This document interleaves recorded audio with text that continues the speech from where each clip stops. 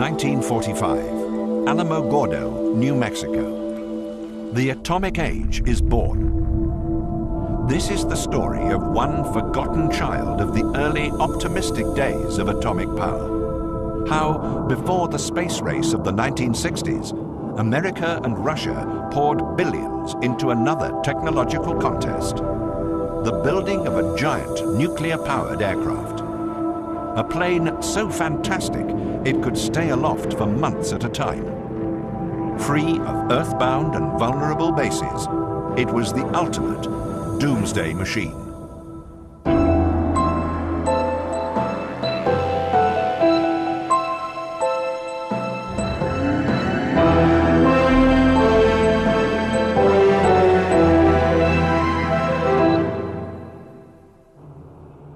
Today, atomic energy is mistrusted, even feared. But for a time, just after World War II, things were different. The American public was gripped by a happy nucleomania. There would soon be electricity too cheap to meter.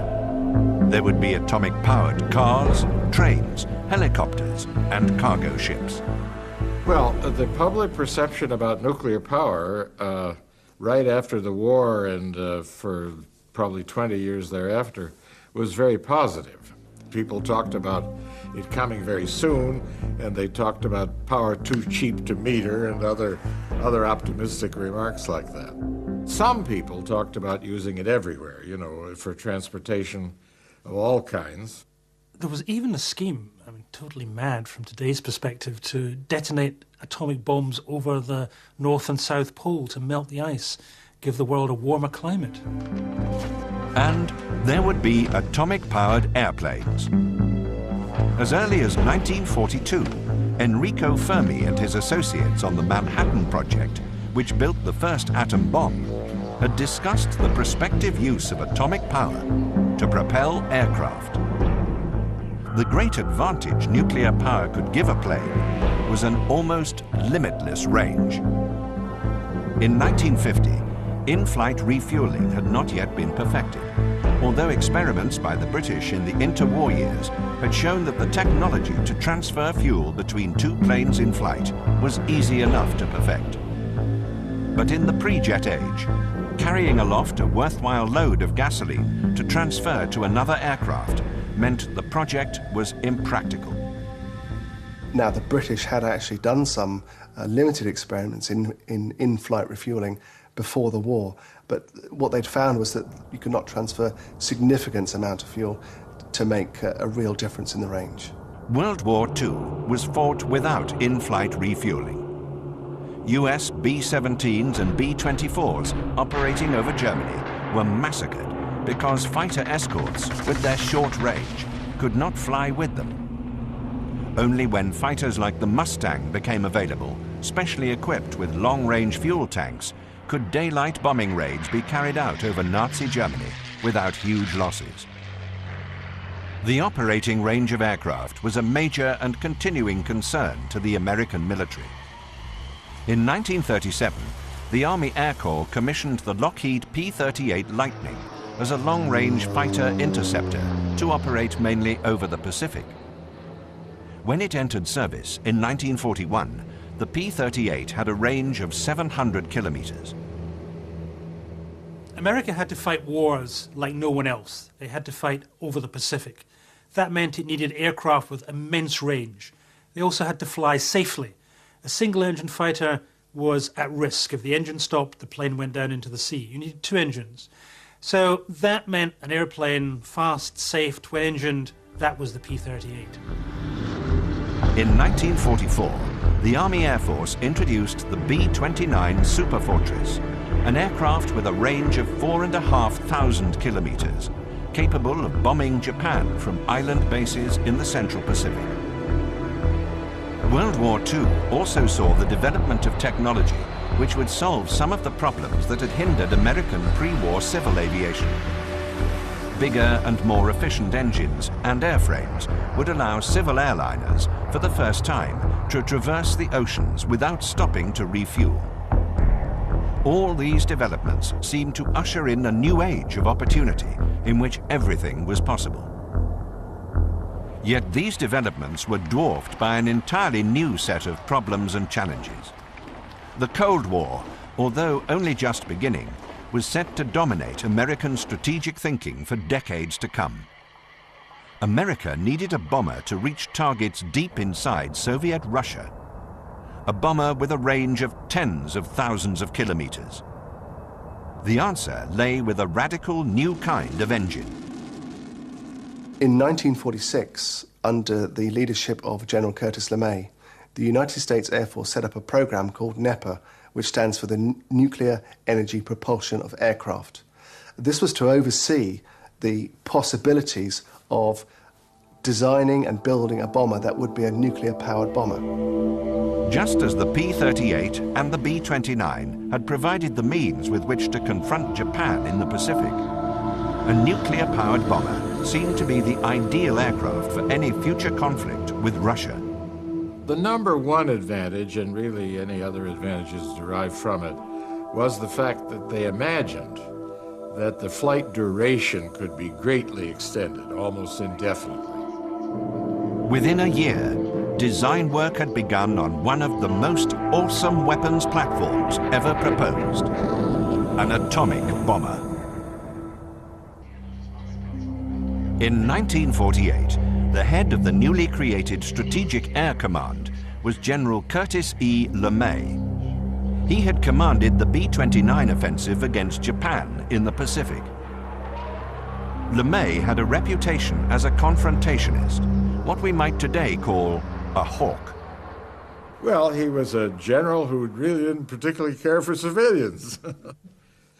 He was a fighting general from World War II. He had commanded bombing attacks in both Europe and in Japan. So he was a World War general with the kind of attitudes you would expect in a successful general from that period. Now, LeMay sought the ultimate bomber to counter the new Soviet threat, one powered by nuclear engines and capable of remaining airborne indefinitely. This would be America's principal weapon in any future world war.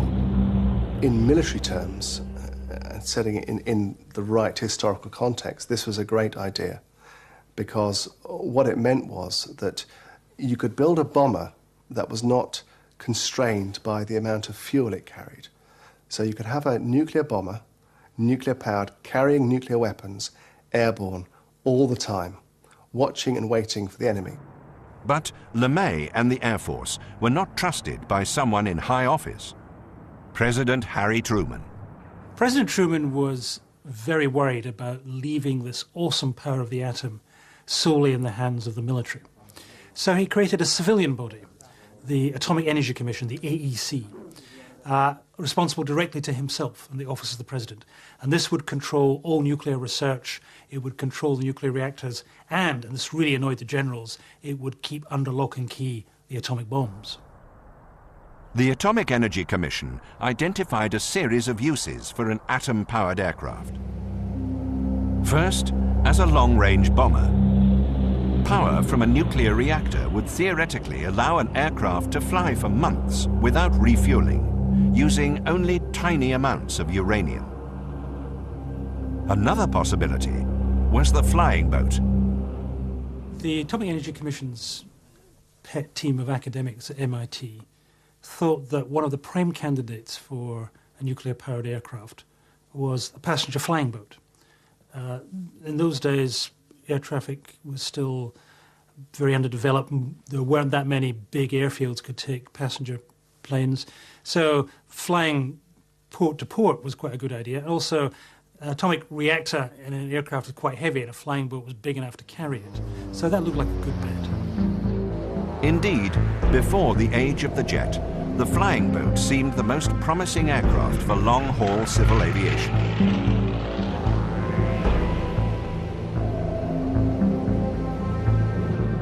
The design also allowed for more passengers to be carried in a greater degree of comfort. Millionaire Howard Hughes built the Spruce Goose to carry passengers across the Atlantic non-stop. And in England, Saunders Roe were building the elegant Princess flying boat. It was intended for the growing transatlantic market. They were developing a docking system. In fact, that was in use at Southampton, so you no longer were taken out to your flying boat in motorboats. You'd walked aboard it from docks, and there would have been docks at either end, drive the aeroplane in, tie it up, and then walk ashore. The Princess was one of the largest aircraft ever built. Well, it was a double-decker, so we had upper and lower decks. We had provision for cocktail bars and all the rest of it, and double-berth cabins. It was definitely going to be an upmarket luxury way of crossing the Atlantic in about 7.5 hours. An atom-powered flying boat might have other uses. Atomic power was also being developed for a new generation of submarines that could lurk for months under the sea. New flying boats with atomic engines would have the range to hunt them down. September 1949. A lone US B-29 reconnaissance bomber picks up samples of radioactive material high above the Soviet Union. Russia had joined the nuclear club. The next year, North Korea invaded South Korea. The Cold War had turned hot. These events were to accelerate the plan for an American atom-powered bomber. The Congressional Joint Committee on Atomic Energy was very much in favor of going ahead with promoting and going ahead with the nuclear bomber. The Atomic Energy Commission itself also was. They developed eventually a special subdivision which did that work. And within the Department of Defense, the Department of the Air Force, there were a lot of great hopes for the nuclear airplane. In 1951, the Atomic Energy Commission ordered into production the world's first experimental nuclear-powered aircraft. The designated aim, as stated in 1951, was to produce 2 flying test beds, so 2 flying nuclear-powered aircraft by 1957. And the program started with a series of testing the shielding requirements for the crew. The major issue was how to protect the pilot and crew from the effects of radiation coming from the reactor. One solution that was seriously canvassed was only using older crew to fly the aircraft. The theory being that they would be irradiated to some degree anyway, but if they were beyond child-rearing age, then it wouldn't matter so much. You had to use all these tricks, like base it on uninhabited islands and things like that. Use old men for the pilots so that the effect of radiation on the gene, on the sperm would not get into children. They were going to have pilots, they called him the NEPA man. To gain experience in dealing with radiation shielding, it was decided to build a flying reactor before the atomic engines were ready. Well, they were talking about special aircraft because nobody knew how much it was going to weigh, but it looked like it was going to weigh an awful lot. So the US Air Force turned to its biggest aircraft, the mighty Convair B-36 bomber. The B-36 was the largest American bomber ever built. It had a wingspan of 70 meters and a range of 13,000 kilometers. At first, the B-36 was powered by 6 conventional propeller engines, but later versions saw the addition of 4 jet engines for greater speed and load carrying, giving rise to the phrase 6 turning, 4 burning. Aircrew called it the aluminium overcoat. The B-36 for the first time gave the American Air Force the capacity of what we now call global reach, global power. That is, that you can reach anywhere in the world with a bomber and influence events there through bombing them. In 1953, an ordinary B-36 bomber was selected as a testbed for the atomic bomber program. It was modified to carry a small reactor in the aft bomb bay. The reactor was not connected to the engines. A new nose section housed a 12-ton lead and rubber shielded compartment for the crew of 5, pilot, co-pilot, flight engineer, and 2 nuclear engineers. There were also water jackets in the fuselage and behind the crew compartment to absorb radiation from the reactor. After conversion, the aircraft was redesignated the NB-36, the N standing for nuclear. What they did was they took an actual working nuclear reactor and they put it in the aft bomb bay and they flew with it. And the point being, could you protect the crew from the radiation from a working reactor?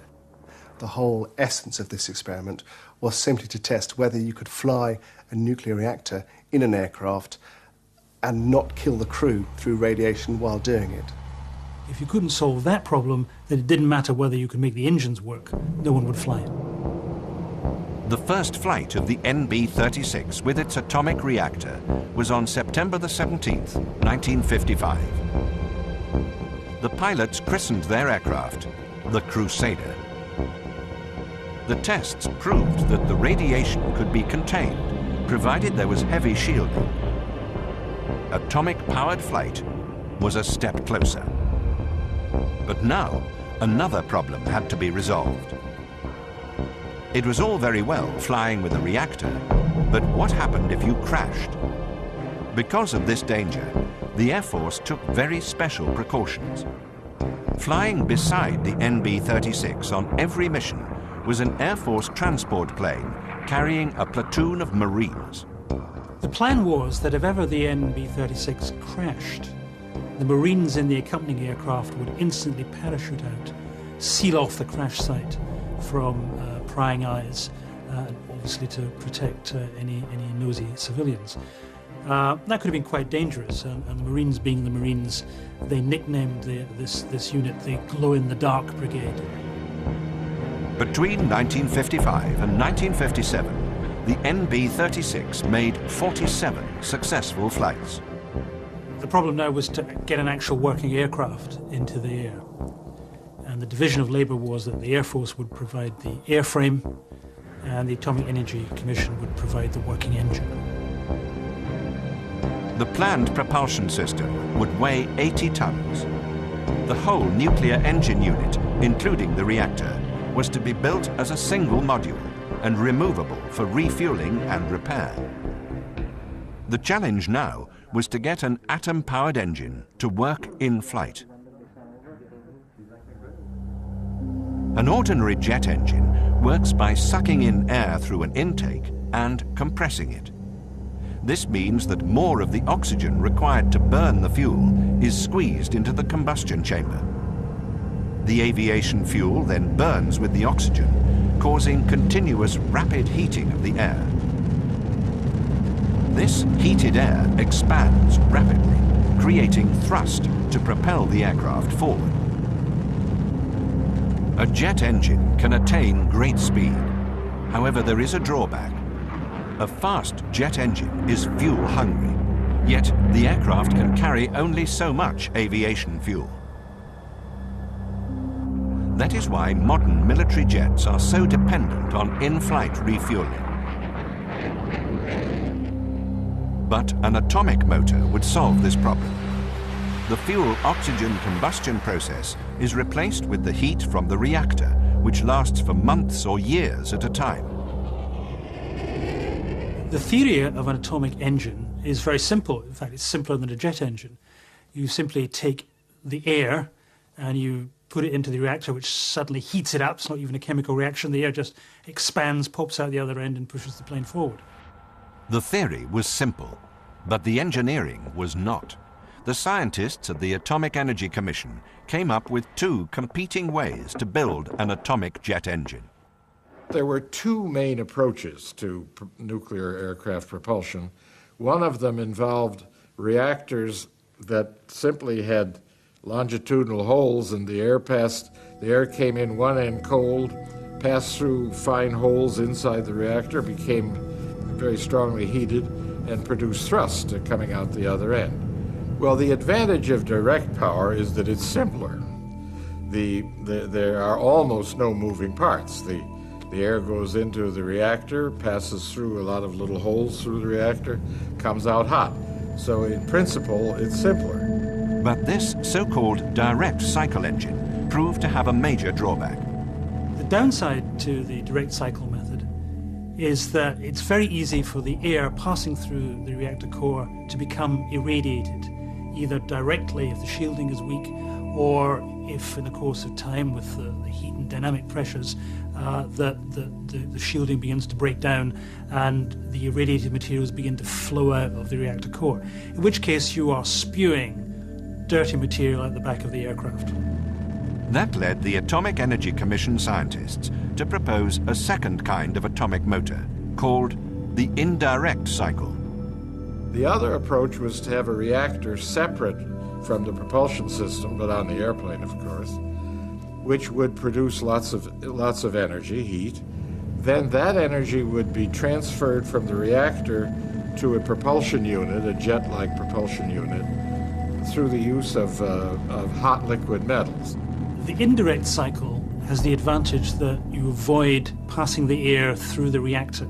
Therefore, you're going to avoid the problem of any irradiated materials exiting the plane. So what you have to do is to have some medium between the air and the hot reactor, some other substance that will pass from the hot reactor, taking heat, and transfer it to the air. But that means a lot of plumbing, and it's very heavy, and it's difficult for an aircraft. There were now two competing atomic motors, the simple but more dangerous direct system and the safer but complex and heavier indirect system. In the race to build the first atomic engine, the General Electric company opted for the direct cycle, the simpler, though potentially dirty system. The Pratt & Whitney company opted for the indirect cycle, safer but more complex to engineer.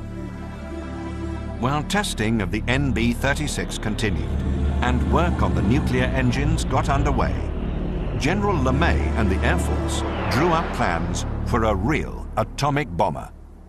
2, 1, 0. In the 1950s, the new technology of ballistic missiles was still in its development phase. Rockets were not yet reliably accurate. And there was also an aversion towards the pilots of the 50s becoming the so-called silo sitters of the 60s. Many people within the Air Force, especially the older experienced people, simply favored airplanes over missiles, and the nuclear airplanes seemed like, in that sense, it was a godsend. The big advantage that people saw for a nuclear-powered aircraft was simply that the flight duration could be extended indefinitely. That meant the range could be anything you wanted. It means they could stand on station if they were for defensive or observational purposes. The new atomic-powered bomber would look very different from its predecessors. It was called the WS-125. Design and construction of the aircraft was entrusted to Convair, builders of the B-36. The Air Force developed a lot of formal administrative techniques, and one was to classify programs, and WS just stands for weapon system, and they all had numbers, and the WS-125 was a nuclear airplane. The plan was for the WS-125 to be operational in the early 1960s. It was never given a B for bomber number, but could have been the B-72. The WS-125 would have a reactor situated in the main body of the aircraft, feeding two jet engines. It would carry atomic bombs or cruise missiles. The crew would be in a shielded front cockpit. Operationally, the WS-125's mission then would be to stand off Russia, the Soviet Union, hanging around the Arctic Circle for days, if not weeks on end, ready to dash in and hit Soviet cities. This nuclear-powered air fleet would be limited only by the endurance of its flight crews. While work continued on the nuclear engines, the NB-36 testbed grappled with another problem: shielding the crew from radiation. The normal lead shielding used in atomic power plants was going to be too heavy to put in an aircraft. It would slow the plane down, making it vulnerable to fighter attack. The answer was distributed shielding, or shadow shielding. Instead of having all the shielding in one place, you might have some of it around the reactor, but you might also have some around the pilots. In an earthbound reactor, you simply surround the reactor with lead, which slows down the various nuclear particles that are flying off. Can't do that on an aircraft because you need lightweight shielding. So what they decided to do was to sort out the different kinds of atomic particles that would be loosed off from the reactor, discover different kinds of shielding, lightweight shielding that would block each, and distribute around the aircraft these different kinds of shielding. Keeping the weight of the aircraft within manageable proportions now became the overriding priority of the project. The ANP continued to focus on the key problem, which was getting the weight of the whole system down. They did this in two ways. One was the divided shield concept, where they were continually trying different tweaks and different materials in order to improve the efficiency of that. The second way they looked at was decreasing the reactor size. The only problem with decreasing reactor size is that in order to keep the performance the same, you have to increase the temperature so that you end up with the same amount of thrust produced by the smaller engine. But progress on all fronts, engine, shielding, reactor power, was slow. And the atomic bomber now had a rival. The US Navy, always jealous of the Air Force, had started its own atom-powered plane project. What the Navy did is it went back to the idea of the original MIT team of the 1940s who talked about flying boats. So the Navy decided an atomic-powered flying boat would be a very good idea. It would be peculiar if nobody in the Navy thought about using a nuclear reactor for a flying boat, as long as the Air Force is thinking about it for something else. The Navy wanted a nuclear-powered version of the Martin Seamaster, the world's first jet-powered seaplane. But to defeat its Air Force rival, the US Navy also sought British aid. The British already had a giant flying boat capable of carrying the weight of a nuclear reactor, the Saunders-Roe Princess. The US Navy Bureau asked Saunders-Roe to provide a brochure study of putting a nuclear power unit into the Princess flying boat for use by the US Navy. And I seem to remember a sum of $50,000 being paid to us to do the work, and which we did, and delivered not only a brochure but a model of the aeroplane. Dick Stratton was in charge of flight testing the Princess. The main thing was to install a nuclear reactor in the upper deck, which would feed hot gases to the inboard power plants. And the aircraft would take off on turbine fuel, and when it was up and away, they would then switch off the turbines and go over to the nuclear-powered turbines on the big inboard engines. And of course, it would stay up for as long as you wanted it to stay up. But the US Navy quickly abandoned nuclear-powered flying boats in favor of another nuclear-powered weapons system, the atomic submarine.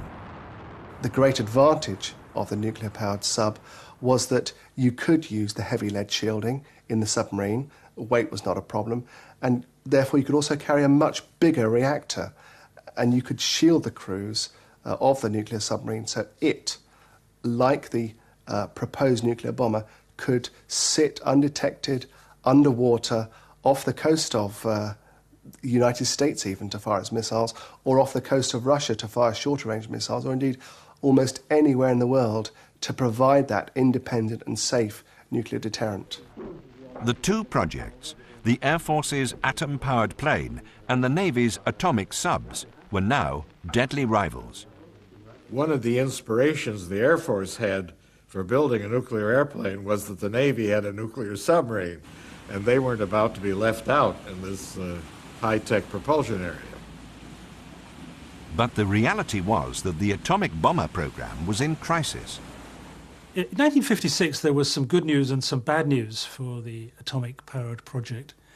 General Electric Company at last managed to get a nuclear-powered jet engine prototype working. But the bad side was that the thrust produced was nowhere near enough to lift the whole system off the ground. The Air Force and General Electric now sought more money for the atomic bomber program. But they were to run up against an unexpected obstacle: President Dwight D. Eisenhower. President Eisenhower, as a military man, was very suspicious of the military-industrial complex, and always suspected that these kind of companies were pushing projects too far and too fast just in order to gain big contracts. His Deputy Defence Secretary then ordered a stop to the X6 and WS-125 programs in the view that they were just far too ambitious. And I think that was a realistic assessment.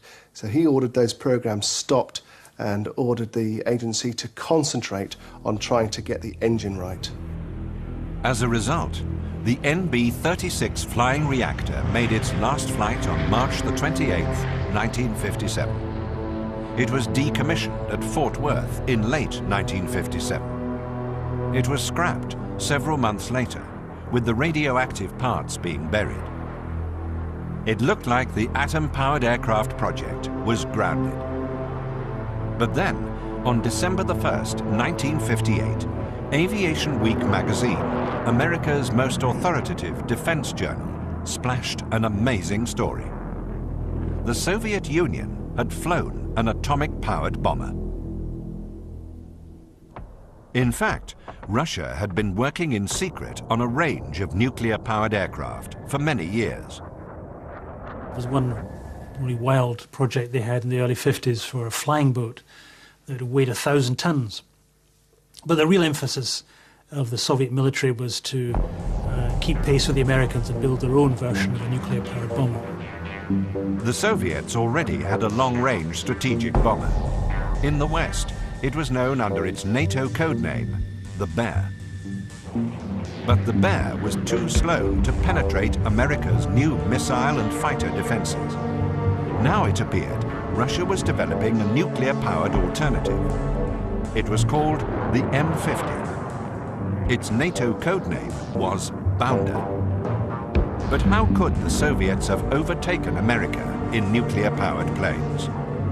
The Soviet researches into nuclear-powered aircraft paralleled the American ones. They had the same problems to confront. The weight of the reactor, the shielding, and they came up with much the same kind of solutions. The Russians went down the distributed shielding route as well. Curiously, the Soviet figures for the weight and size of the reactor they wanted to fly with is very similar to what the Americans came up with, about 80 tons. News of the Soviet atom plane success, allied to the successful launch of Sputnik, now changed US policy. The AEC, the Defense Department, or several Defense Department officials, and the Air Force then threw their weight behind an effort to get the program back up to the prestige level and the amount of input that it had before, and tried to urge the president to back it so that the Americans could have a plane flying by the early 60s. President Eisenhower now increased the budget for America's atom plane project. But Eisenhower remained suspicious. He put the accelerated program under management he could trust. By that time, I had already developed very substantial doubts about its practicality. The goal is a reasonable goal. I mean, an airplane with an indefinite flight time. But the practicality, and I could summarize it in 3 different areas, all of which are closely related. One is that airplanes are subject to crashing.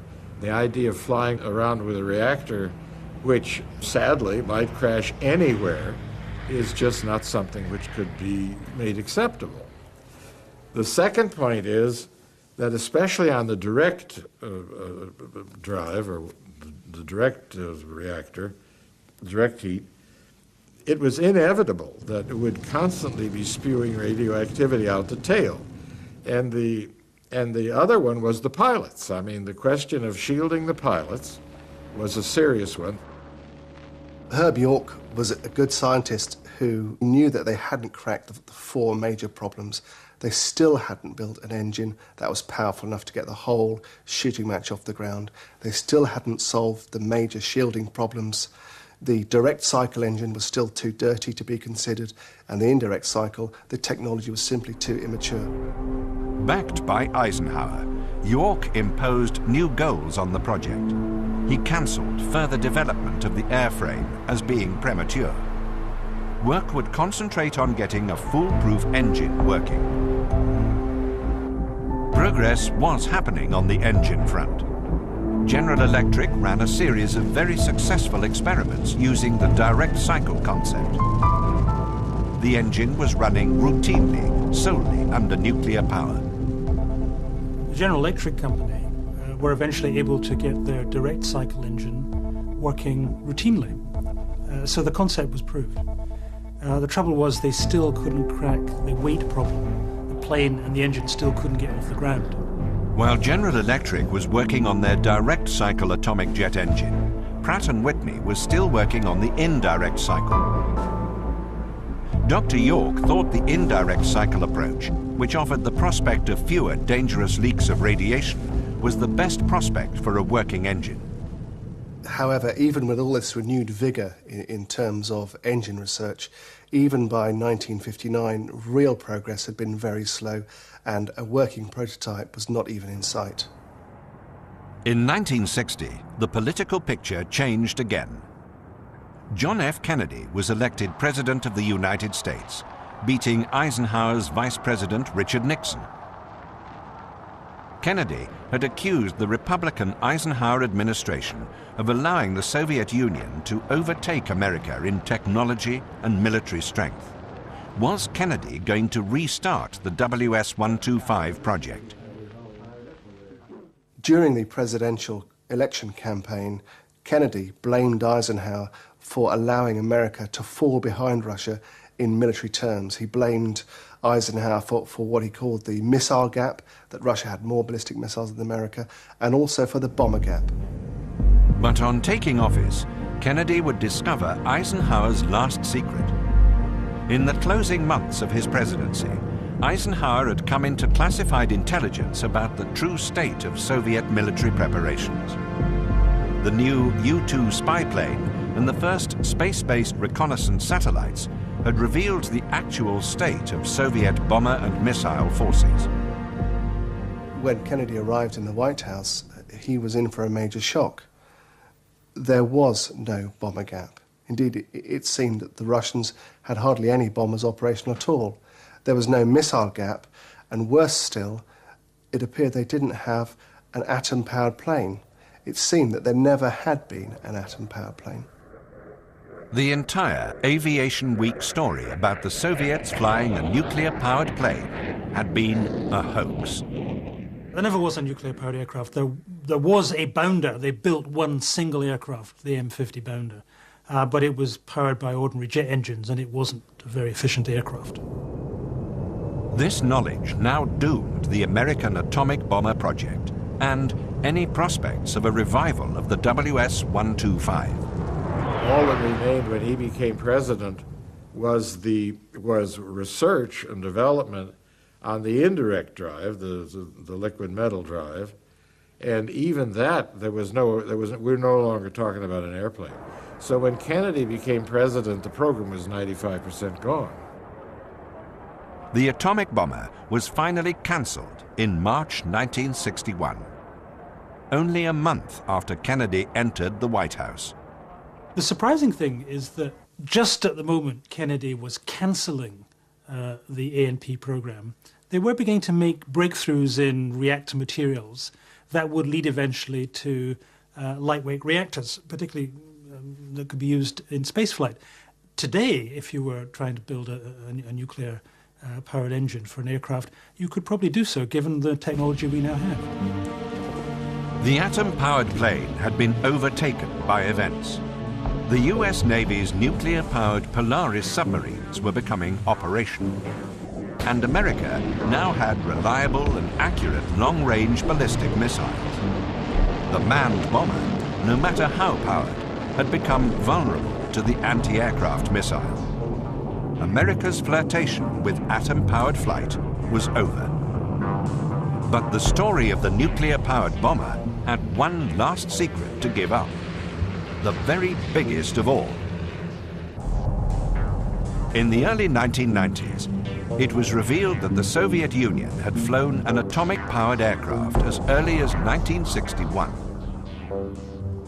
Everyone was dumbstruck after the fall of the Iron Curtain to discover that, after all, the Russians had flown a nuclear-powered aircraft. They flew it 40 times. But this was in the 1960s, and they did it by simply not shielding the crew. Khrushchev was so concerned by what he perceived to be American progress in building an atomic-powered bomber that he demanded one of his own. And the truth of the matter was that the Russians were playing catch-up.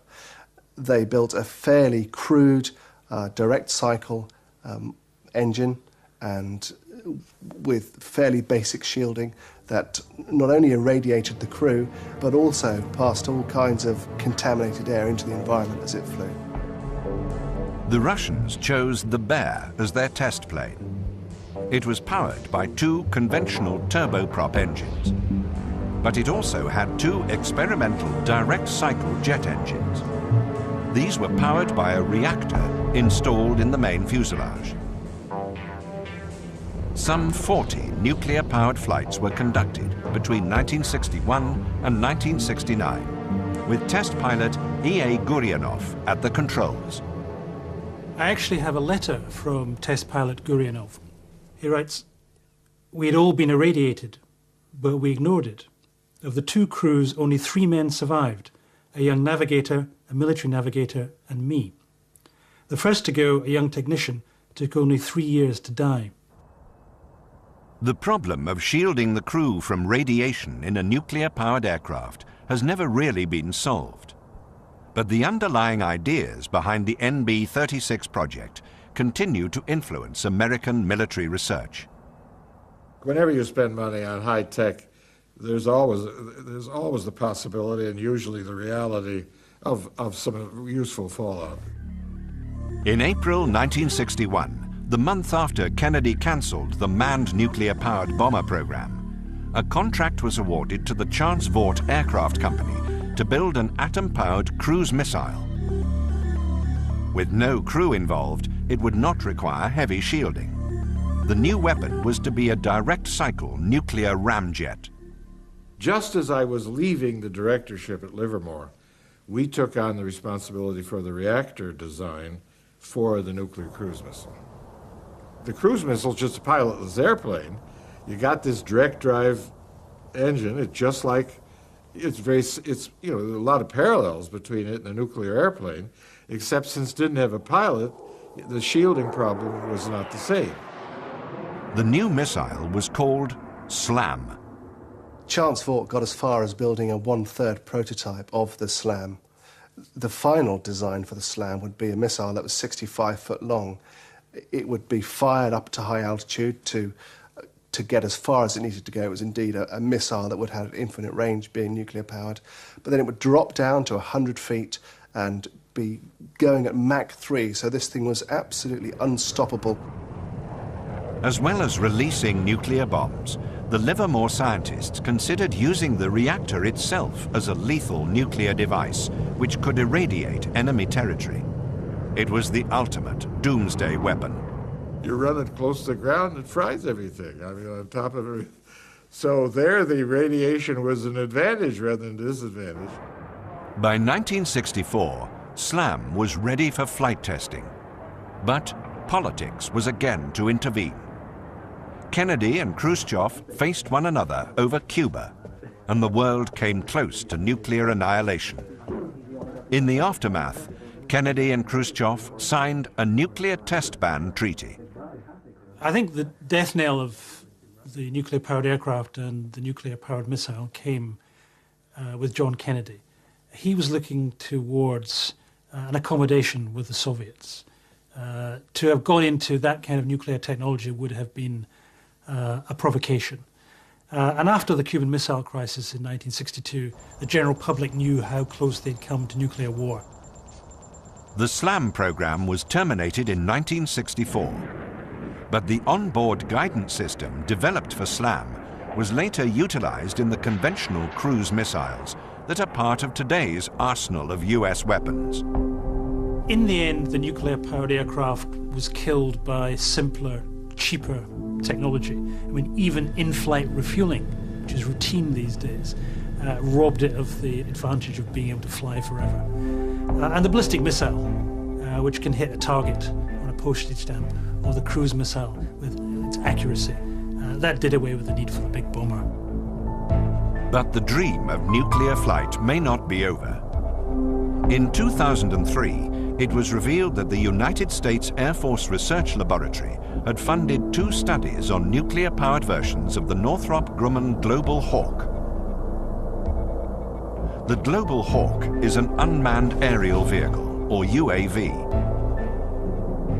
Its principal role is as a long-range, high-altitude reconnaissance platform. It is designed to fly from the United States to any hotspot on the Earth, and then circle for days at a time, sending data back to base. The plan now is to give the Global Hawk a flight endurance of several months. Has the technology that created the NB-36 at last come of age? Will the day come when nuclear-powered UAVs cruise the skies for months or years on end? This was the dream behind the original atomic bomber, the WS-125. One of the planes that never flew. At the same time, next week, Planes That Never Flew focuses on America's first jet fighter. Next tonight, the battle for Manchuria in Battlefield.